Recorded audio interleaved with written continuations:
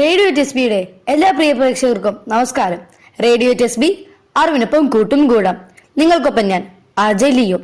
ഇപ്പോൾ നിങ്ങൾ കേൾക്കുന്നത് ക്രിസ് വൈബ്സ്, അധ്യാപകർ പങ്കുവെക്കുന്ന ക്രിസ്മസ് ചിന്തകൾ. ഇന്നത്തെ ക്രിസ് വൈബ്സ് നമ്മോടൊപ്പമുള്ളത് ഫിസിക്കൽ എഡ്യൂക്കേഷൻ അധ്യാപിക ജസിന്ത ടീച്ചറാണ്.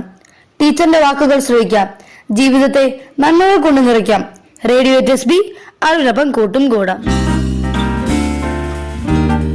ഉണ്ണിയേശുവിനെ വരവേൽക്കാൻ ഡിസംബർ മാസം ആദ്യം തന്നെ നക്ഷത്രം വീടിന് മുന്നിൽ തൂക്കിയവരാവും നാം എല്ലാവരും. നക്ഷത്രത്തിനും പറയാനുണ്ട് ഒരു കഥ. മത്തായിയുടെ സുവിശേഷം 2-ാം അധ്യായം 9-ാം വചനം മുതൽ നാം ഇങ്ങനെ വായിക്കുന്നു: കിഴക്ക് കണ്ട നക്ഷത്രം അവർക്ക് മുമ്പേ നീങ്ങിക്കൊണ്ടിരുന്നു. അത് ശിശു കിടക്കുന്ന സ്ഥലത്തിനു മുകളിൽ വന്നു നിന്നു. നക്ഷത്രം കണ്ടപ്പോൾ അവർ അത്യധികം സന്തോഷിച്ചു. അവർ ഭവനത്തിൽ പ്രവേശിച്ച് ശിശുവിനെ അമ്മയായ മറിയത്തോടുകൂടി കാണുകയും അവനെ കുമ്പിട്ട് ആരാധിക്കുകയും ചെയ്തു. ഓരോ നക്ഷത്രവും ഓരോ സന്ദേശം മുന്നോട്ട് വയ്ക്കുന്നുണ്ട്.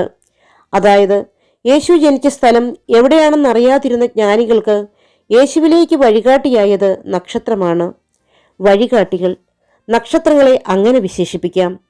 ക്രിസ്മസിന് മുന്നോടിയായി നാം വീടുകളിൽ തൂക്കുന്ന നക്ഷത്രവും നമ്മോട് ചോദിക്കുന്നത് ഇതുതന്നെയാവും: ഉണ്ണിയേശുവിനെ കാണിച്ചു കൊടുക്കുവാൻ നീ ഒരു വഴികാട്ടിയാകാമോ?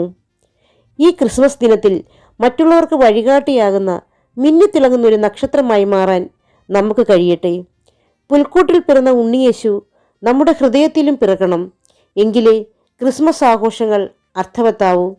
അതിനായി നമ്മുടെ മനസ്സും ശരീരവും ഒരുക്കാം. അങ്ങനെ നാമും ഒരു ഉണ്ണിയേശുവായി മാറാം. അതുവഴി മിശിഹ അനുഭവം മറ്റുള്ളവരിലേക്ക് പകർന്നു കൊടുക്കുവാൻ നമുക്ക് ഓരോരുത്തർക്കും സാധിക്കട്ടെ. റേഡിയോ ടെസ്ബിയുടെ ഇന്നത്തെ ക്രിസ് വൈബ്സ് ഇവിടെ അവസാനിക്കുന്നു. നമുക്ക് വീണ്ടും കണ്ടുമുട്ടാം.